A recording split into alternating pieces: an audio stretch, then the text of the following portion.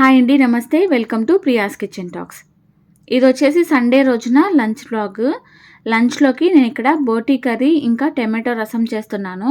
2 కూడా చాలా బావుంటాయి. మామూలుగా మనం బోటీ కర్రీ కాకుండా ఫ్రై చేసుకుంటే చాలా బావుంటుంది. కాకపోతే అప్పుడప్పుడు రైస్‌లోకి అన్నం కలుపుకోవడానికి ఇంకా సంగట్లోకి ఈ స్టైల్‌లో కర్రీ చేసుకున్నా కూడా సూపర్‌గా ఉంటుంది. ఒకసారి ఇలా కూడా ట్రై చేయండి.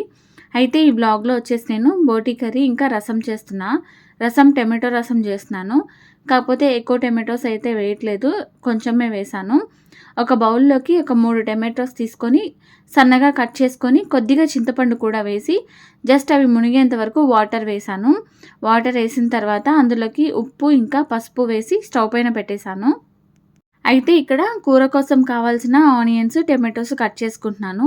కూర కొంచెం ఎక్కువగా కావాలి కదా అనేసి ఆనియన్ ఒకటి తీసుకున్నాను. టమాటోస్ అయితే 2, 3 తీసుకున్నాను. అన్నిటిని కూడా బాగా సన్నగా కట్ చేసుకోండి.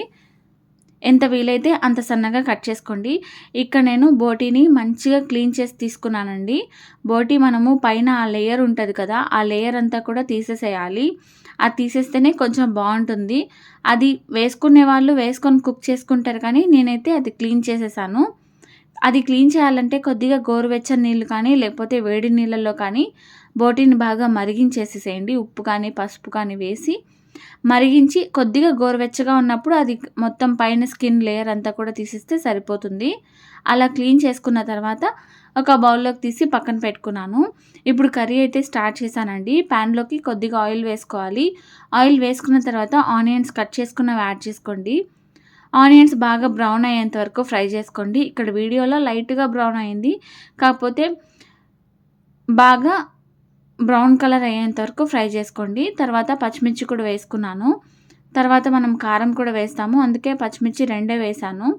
నేనిక్కడ అల్లం, తెల్లగడ్డ ఇంకా పచ్చి కొబ్బరి పేస్ట్ వేశానండి. ఒక స్పూన్ వరకు. చాలా బావుంటుంది పచ్చి కొబ్బరి వేస్తే. లేకపోతే పచ్చి కొబ్బరి పాలు వేసుకున్నా కూడా బావుంటుంది. వేసిన తర్వాత ఆ పచ్చిదనం అంతా పోయేంత వరకు మంచిగా ఫ్రై చేయండి అల్లం, తెల్లగడ్డ పేస్ట్.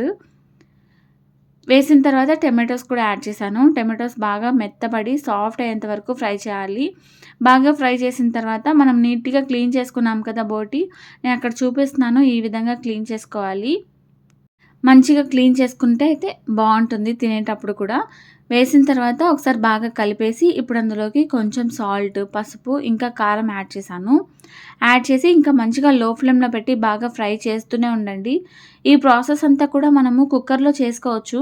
ఇంకా తొందరగా ఉడికిపోతుంది. కాకపోతే ప్యాన్‌లో మనం కలుపుకుంటూ ఫ్రై చేస్తూ ఉంటే ఆ టేస్ట్ వేరే.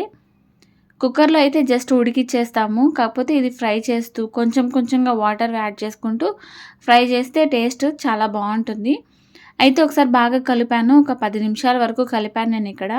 కలిపిన తర్వాత మళ్ళీ ఒక ముప్పావు గ్లాస్ వరకు వాటర్ యాడ్ చేశాను. వాటర్ వేసేసి మళ్ళీ కలిపానండి. కలుపుతూనే ఉండాలి. ఇప్పుడు లో ఫ్లేమ్‌లో పెట్టి మూత పెట్టి ఉడికిస్తున్నాను. మధ్య మధ్యలో చెక్ చేసుకుంటూ ఉండండి. ఈలోపు మనకి రసం కోసం పెట్టిన టమాటో చింతపండు కూడా ఉడికిపోయింది. దాన్ని కూడా స్టవ్ ఆఫ్ చేసేసాను. స్టవ్ ఆఫ్ చేసేసి పక్కన పెట్టేసాను టమాటో.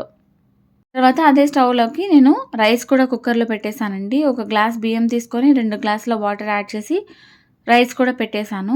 ఇప్పుడు టమాటోస్ కూడా బాగా చల్లారిపోయినాయి. ఇప్పుడు దాన్ని మెత్తగా స్మాష్ చేసేసాను రసం కోసం. టమాటోస్‌లో నుంచి మంచిగా పిప్పి చింతపండులో ఏదన్నా సీడ్స్ కానీ, నార కానీ ఉంటది గదా! దాన్నంతా కూడా మంచిగా తీసేసాను. తీసేసి రసంకి సరిపడా వాటర్‌ని కూడా అడ్జస్ట్ చేసుకోవాలి.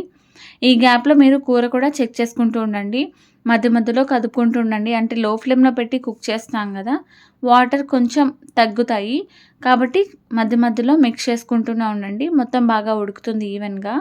ఇది కుక్ అవ్వడానికి కొంచెం టైం పడుతుంది. కాకపోతే ఓపికగా చేసుకుంటే చాలా బావుంటుంది టేస్ట్. మధ్య మధ్యలో చెక్ చేసుకుంటూ మళ్ళీ అవసరం అనిపిస్తే కొద్దిగా వాటర్ యాడ్ చేసుకోండి. నేనైతే మూత పెట్టేస్తున్నాను. మళ్ళీ మధ్య మధ్యలో చెక్ చేసుకుంటూనే ఉండండి. ఒకసారి చూడండి ఉప్పు, కారం ఏదైనా తక్కువైతే. నేనైతే చెక్ చేశాను. ఉప్పు, కారం 2 కూడా తక్కువైనాయి. నాన్ వెజ్ కర్రీస్‌కి ముఖ్యంగా మటన్‌కి కొంచెం కారం ఎక్కువ పడితేనే టేస్ట్ బావుంటుంది. కాబట్టి ఇక్కడ నేను మళ్ళీ కూడా కారము, ఇంకా ఉప్పు కొంచెం వేసి మళ్ళీ బాగా మిక్స్ చేశాను. ఇప్పుడు మళ్ళీ కొంచెం గ్రేవీ కావాలని చెప్పాను కదా! అందుకే ఇంకొంచెం వాటర్ యాడ్ చేశాను. వాటర్ వేసి ఇంకా బాగా కుక్ చేసేసుకోవడమే. ఒకసారి చెక్ చేసుకోండి. ఏదన్నా పచ్చిదనం ఉంటే మళ్ళీ బాగా ఉడికించండి. ఇక్కడైతే నాకు బాగా ఉడికిపోయింది బోటి. ఇప్పుడు లాస్ట్‌లో కొద్దిగా గరం మసాలా యాడ్ చేశాను.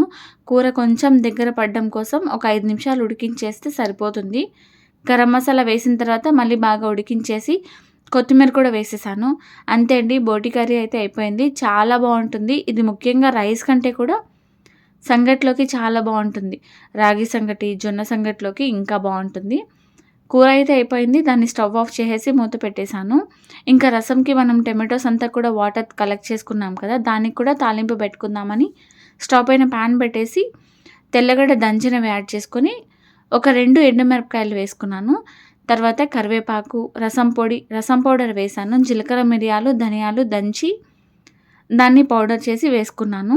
తర్వాత అందులోనే కొత్తిమీర కూడా వేసేసాను. తాలింపంతా కూడా వేగిన తర్వాత దాన్ని కూడా టొమాటో రసంలోకి యాడ్ చేసేసాను. తాలింపు వేసిన తర్వాత ఒకసారి బాగా రసంని మరిగించేస్తే సరిపోతుంది. రసం కూడా ఒక 2 మినిట్స్ అలా ఉడికించేసేయండి. రసం అయిపోయింది, రైస్ అయిపోయింది, బోటి కర్రీ కూడా అయిపోయింది.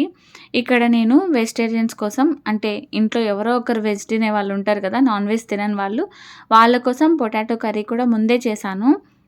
అంతే అండి ఈ వ్లాగ్. వీడియో నచ్చితే లైక్ చేయండి. మళ్ళీ నెక్స్ట్ వ్లాగ్‌లో కలుద్దాం. Stay happy and healthy. అంతే వీడియో. బాయ్.